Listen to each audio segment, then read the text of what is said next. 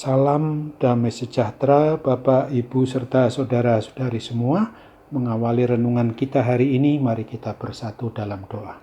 Tuhan Allah Bapa kami yang melampaui segala akal hati dan pikiran kami manusia, berfirmanlah kepada kami sebab kami bersedia untuk mendengar dan mohon pertolongan Roh Kudus sehingga kami boleh melakukannya dalam hidup sehari-hari. Dalam nama Tuhan Yesus kami memohon. Amin. Nas renungan kita pada hari ini diambil dari Injil Matius pasal 15 ayat 8 dan ayat 9 yang berbunyi, "Bangsa ini memuliakan aku dengan bibirnya, padahal hatinya jauh daripadaku. Percuma mereka beribadah kepadaku, sedang ajaran yang mereka ajarkan ialah perintah manusia." Dari nas renungan ini diberi tema, bukan mengajarkan ajaran menurut perintah manusia. Konteks atau latar belakang dari kisah yang dituliskan pada Injil Matius 15 ayat 1-20 ini adalah ketika orang Farisi dan para ahli Taurat mempermasalahkan tentang perilaku para murid Tuhan Yesus, di mana ketika mereka makan tanpa membasuh tangan lebih dahulu. Bagi para ahli Taurat maupun orang Farisi, mereka menganggap bahwa Tuhan Yesus itu sudah melakukan suatu kesalahan. Oleh karena itu, ia tidak memperhatikan hal kekudusan dari kehidupan para muridnya. Menurut mereka, makan tanpa membasuh, tidak mencuci tangannya itu membuat para murid Tuhan Yesus tidak bersih, tidak tahir atau tidak kudus. Akan tetapi, dari jawaban yang diberikan oleh Tuhan Yesus itu cukup mengejutkan mereka. Dia tidak meminta maaf, namun justru memberikan teguran keras terhadap kemunafikan orang Farisi dan para ahli Taurat.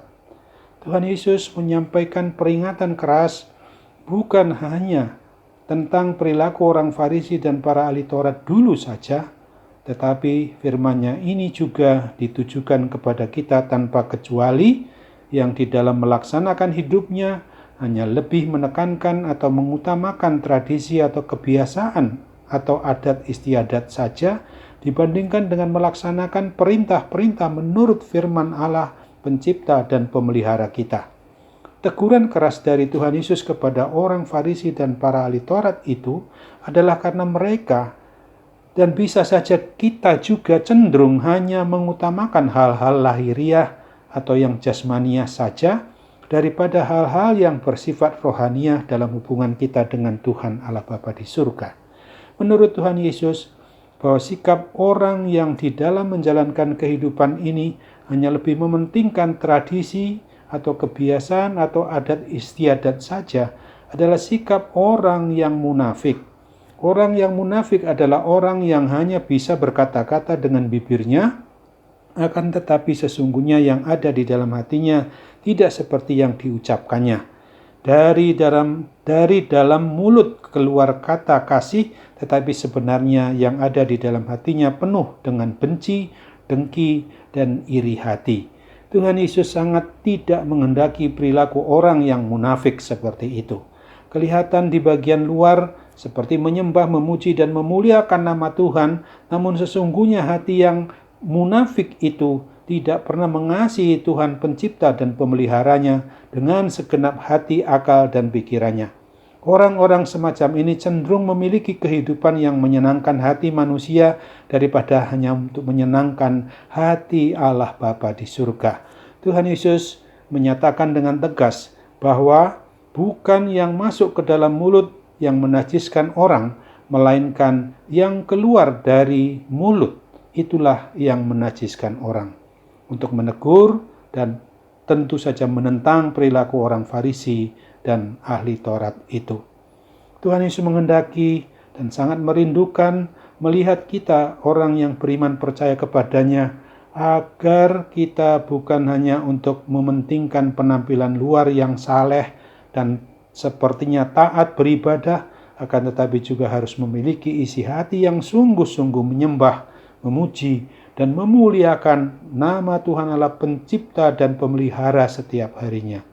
Tuhan Yesus berfirman yang ditulis pada Injil Matius 7 ayat 16 dan 17, dari buahnya lah kamu akan mengenal mereka. Dapatkah orang memetik buah anggur dari semak duri atau buah ara dari rumput duri? Demikianlah setiap pohon yang baik menghasilkan buah yang baik, sedangkan pohon yang tidak baik menghasilkan buah yang tidak baik.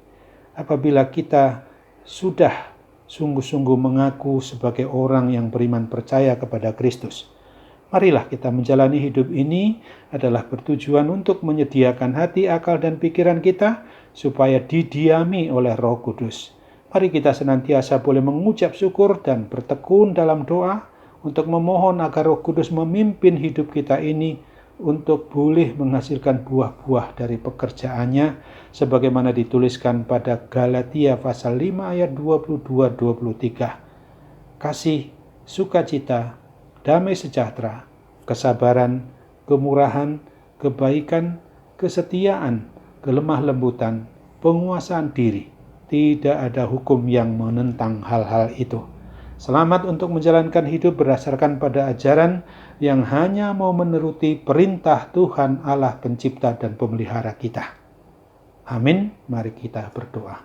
Bapa dalam surga, terima kasih untuk firman-Mu, supaya kami jangan hidup munafik, tapi sungguh-sungguh hidup menuruti perintah Tuhan saja dalam kehidupan kami sehari-hari.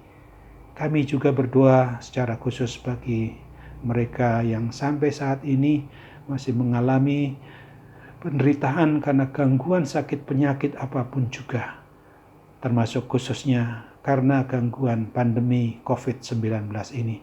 Tuhan campur tangan dengan memberikan mujizat kesembuhan-Mu, pemulihan dari kuasa sakit penyakit itu, dan melalui tangan para medis, dokter, dan obat yang dipakai memungkinkan semuanya itu terjadi. Dalam nama Tuhan Yesus kami memohon kepadamu. Amin.